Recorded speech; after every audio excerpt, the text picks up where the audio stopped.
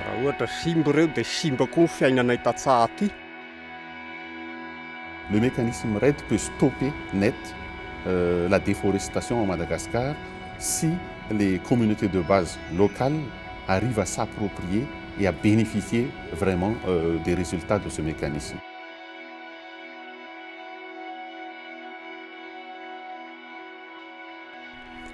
Vue du ciel, la côte nord-ouest de Madagascar a l'air de se dissoudre dans l'océan Indien.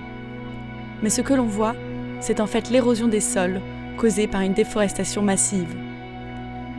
Les terres arables se déversent dans les rivières, leur donnant une teinte rouge et tuant au passage une partie de la faune et la flore qui y vivent. Ces 60 dernières années, la moitié des forêts de Madagascar ont été détruites. Cela est principalement dû à l'utilisation massive du bois et du charbon pour cuisiner et au défrichement des forêts à des fins agricoles.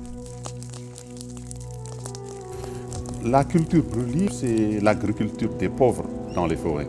Parce que les forêts de Madagascar actuelles, où ce sont tous des coins isolés, les populations n'arrivent plus à subvenir à leurs besoins pour le travail. Donc ils ont besoin vraiment de défricher la forêt naturelle. À Madagascar, l'agriculture sur brûlis n'est toutefois qu'un facteur parmi d'autres de la déforestation. L'exploitation minière, la récolte de bois illégalement abattu, le pâturage non régulier du bétail sont autant d'autres facteurs directs de la destruction des forêts. Mais il est encore plus important de prendre en compte les facteurs indirects de cette déforestation. La pression démographique, la pauvreté, le manque de coordination politique et sectorielle, la faible gouvernance due à la récente crise sociale et politique qui a secoué le pays. Ce sont autant de facteurs structurels qui demandent des solutions structurelles.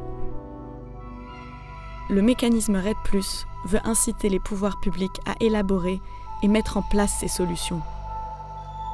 Mais au cours des dernières décennies, ce sont surtout des ONG qui ont assuré à l'échelle locale le gros de la lutte contre la déforestation. Jusqu'ici, RED a financé 5 projets pilotes dans le pays. Un de ces projets est un partenariat entre etc., WWF et AgriSud International, dans un petit village à 180 km de la capitale. Ce village est presque inaccessible. La vallée où il se trouve semble être complètement coupée du monde extérieur.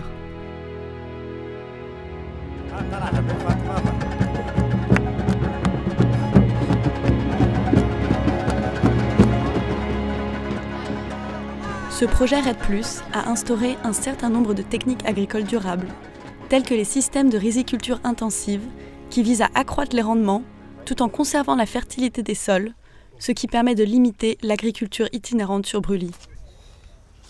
Ny fitantanana maharitra ny ala dia tsy maintsy miaraka foana amin'ny fanatsarana ny velotenan'ny olona satria ireo olona ireo dia miantona tanteraka amin'ny ala ny fiainany. Ka raha tsy ataontsika izay dia tsy maintsy miverina, mikapa sy manimba ny ala foana ry zareo.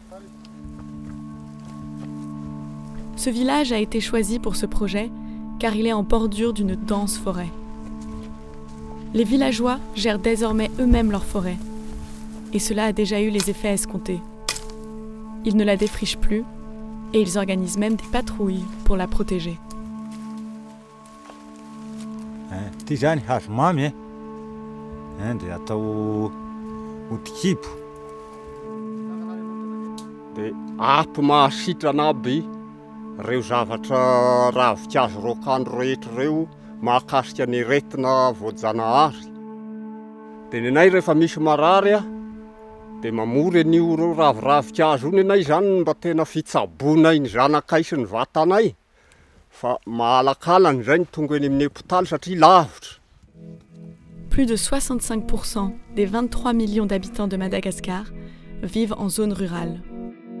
À l'origine, RED était avant tout un mécanisme qui devait permettre de débloquer des fonds internationaux pour des pays en développement en mettant un prix sur le carbone forestier.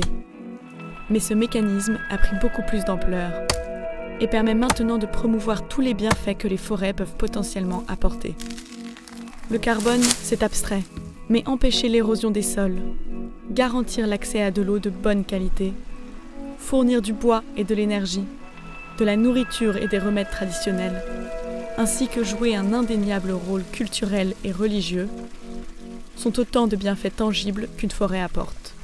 Je pense que les défis principaux de la mise en œuvre de la politique REDD à Madagascar, déjà, c'est en termes de connaissance du concept. Ça, je pense que c'est très important déjà donc essayer de convaincre à la fois au niveau de la primature, au niveau de la présidence, pour l'intérêt justement de Madagascar à s'insérer dans cette stratégie-là.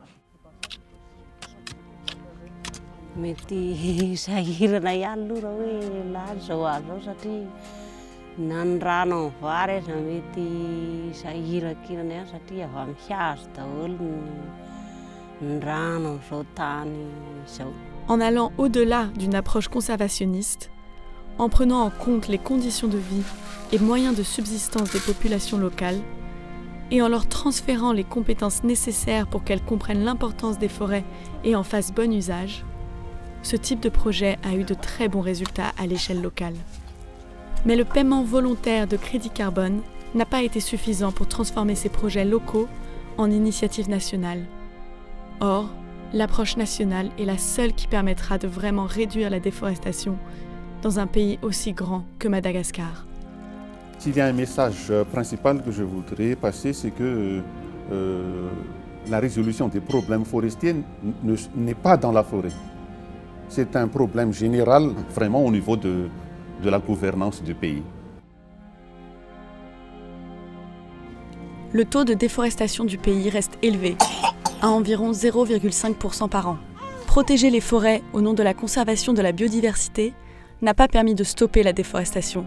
Les protéger uniquement pour ne pas relâcher dans l'atmosphère le carbone forestier n'aura probablement pas plus de succès. Mais si les forêts deviennent un facteur de développement national durable, alors leur valeur devient indéniable aux yeux de tous. Cela devrait inciter le gouvernement à faire face aux problèmes structurels du pays. Rendre le droit foncier plus clair, améliorer l'aménagement du territoire, donner aux communautés locales les clés pour gérer durablement leurs forêts et appliquer plus efficacement la loi sur tout le territoire. On commence de plus en plus à parler de l'atteinte de l'objectif de développement durable et je pense que le REDD peut jouer un rôle crucial dans ce sens parce qu'on parle aussi d'approche paysage, c'est-à-dire essayer d'allier un peu les différents secteurs, d'essayer de combiner une sorte d'approche multisectorielle. Comparé aux autres pays d'Afrique, Madagascar montre qu'à l'image du PHCF, les projets REDD+ du pays ne peuvent plus seulement poursuivre leur logique conservationniste en la faisant financer par les marchés du carbone. L'action locale doit être soutenue par une politique nationale de réforme de tous les secteurs liés aux forêts.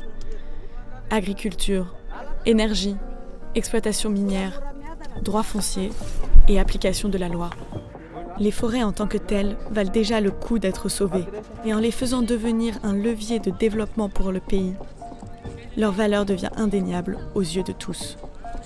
D'un point de vue personnel, comme tout malgache qui se respecte, on attache une importance par rapport au Tandras, par rapport aux terres des ancêtres. Et on essaie tous d'apporter notre pierre à l'édifice, d'essayer de comprendre les choses, d'essayer de conserver. Et ceci, justement, c'est le challenge au niveau du ministère. C'est comment faire pour qu'il y ait une sorte d'équilibre entre l'activité de conservation et l'activité de développement.